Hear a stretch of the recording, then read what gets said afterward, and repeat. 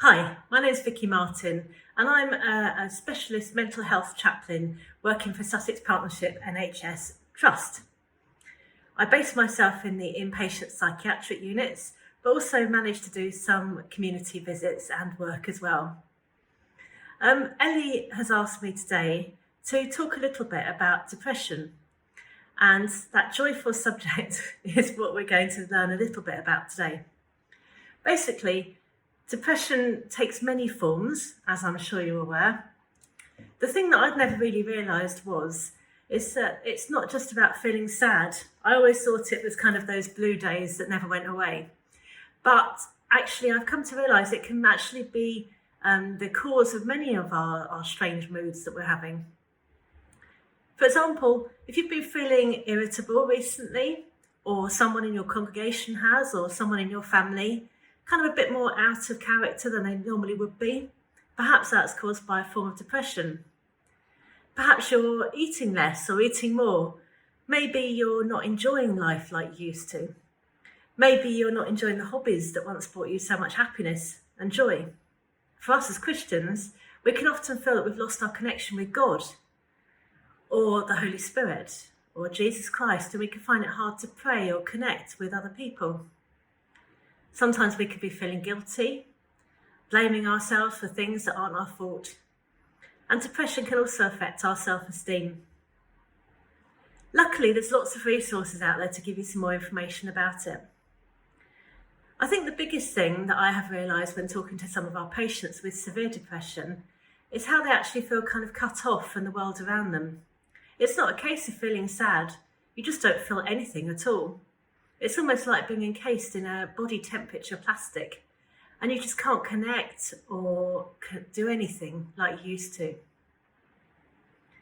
So what do we do then? Well, at the end of this short video, I'm going to give you some resources. One in particular that I have found really helpful to learn a bit more about depression and to understand more about it, but also one that I give to my patients when they're struggling to understand themselves, or perhaps family members are struggling to understand them. But there's several ways you can help with depression. First of all, of course, as with any mental health issue, is around listening.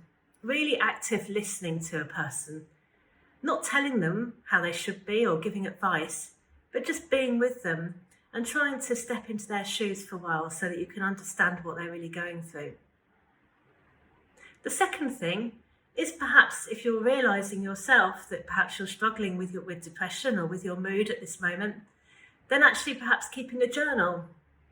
What was really upsetting you that day? Did something trigger you? How were you feeling? Not just how were you feeling, I was feeling fine, but how are you really feeling? Maybe grade your mood on a scale of 1 to 10, or draw little pictures or something like that, so you can start to spot maybe a pattern that's happening. Maybe you're self-medicating, maybe you're drinking a little bit more than you should do. Maybe your parishioners are perhaps taking drugs or something else in order to make themselves feel something or feel better.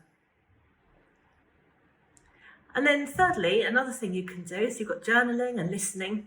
Exercise always helps. Although, of course, it's not something you always feel like going off and doing when you're feeling disconnected or depressed from the world. But even a walk in nature, taking some time for yourself, can really help you. They're the main things you can do. Of course, if the depression doesn't go away, they say that if the low mood carries on for kind of 2 weeks, then you should perhaps try and go to your GP. You might just need a little bit of medication for a short time to help you just lift your mood a little bit, so perhaps you can make some life changes to do things. We're fortunate that, of course, we can pray. We can pray to God.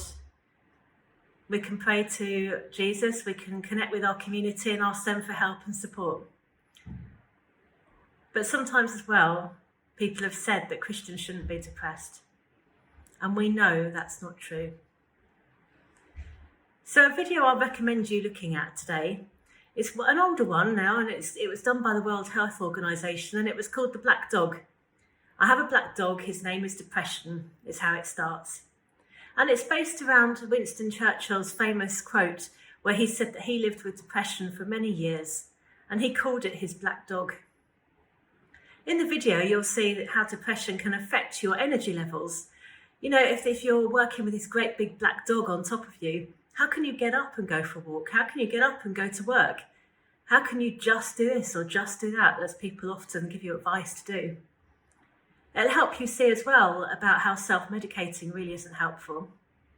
And it'll also help you to understand how to support people who perhaps are struggling with their depression, how to identify it, because that's always key, is recognising it in ourselves and perhaps recognising it in others. So I hope you found this video helpful. If you ever want to contact me and ask me some more advice around perhaps your people in church that are struggling with their mental health, do feel free. We work across Sussex and we're happy to help you. Thank you. Bye.